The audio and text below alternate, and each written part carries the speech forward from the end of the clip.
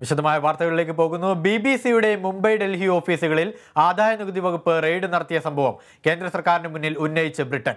വിദേശകാര്യമന്ത്രി എസ് ജയശങ്കറുമായുള്ള ചർച്ചയിൽ ബ്രിട്ടീഷ് വിദേശകാര്യമന്ത്രി ജെയിംസ് ക്ലെവർലിയാണ് BBC റെയ്ഡ് വിഷയം ഉന്നയിച്ചത്.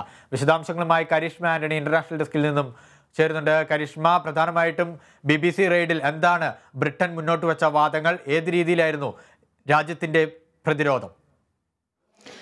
BBC-യുടെ മുംബൈ ഡൽഹി ഓഫീസുകൾ ആദായനികുതി വകുപ്പ് റെയ്ഡ് ചെയ്ത സംഭവം കേന്ദ്ര സർക്കാരിന് മുന്നിൽ ഉന്നയിച്ചിരിക്കുകയാണ്. ബ്രിട്ടൻ ഇതുവരെ ഔദ്യോഗികമായി ഉന്നയിച്ചില്ല എന്നാണ് ഇന്ത്യൻ വിദേശകാര്യ മന്ത്രാലയം അറിയിച്ചത്. എന്നാൽ ഇപ്പോൾ ഇത് ആദ്യമായി ബ്രിട്ടീഷ് ഔദ്യോഗികമായി അവരുടെ വാദം ഉന്നയിച്ചിരിക്കുകയാണ്. വിദേശകാര്യമന്ത്രി എസ് ജയശങ്കറുമായുള്ള ചർച്ചയിലാണ് ബ്രിട്ടീഷ് വിദേശകാര്യമന്ത്രി ജെയിംസ് ക്ലെവർലിയാണ് BBC റെയ്ഡ് വിഷയം ഉന്നയിച്ചത്.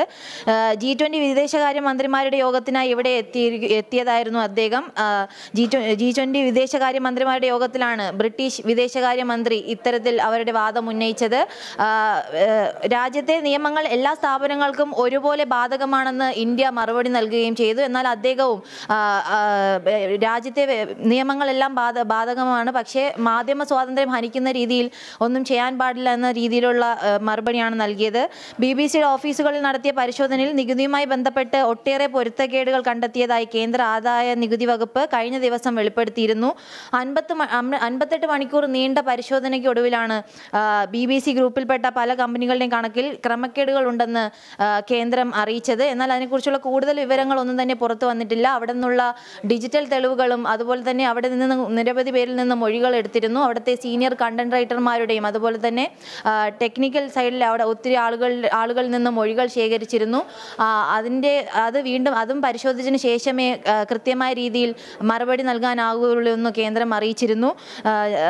ധനകാര്യ വിഭാഗം, കണ്ടന്റ് ഡെവലപ്മെന്റ് തുടങ്ങിയ മേഖലകളിലെ പ്രധാനപ്പെട്ടവരുടെ മൊഴികളാണ് ശേഖരിച്ചത്.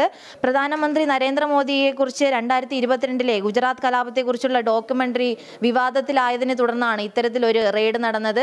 രാജ്യവ്യാപകമായി ഇതിനെ തുടർന്ന് പ്രതിഷേധമുണ്ടായി.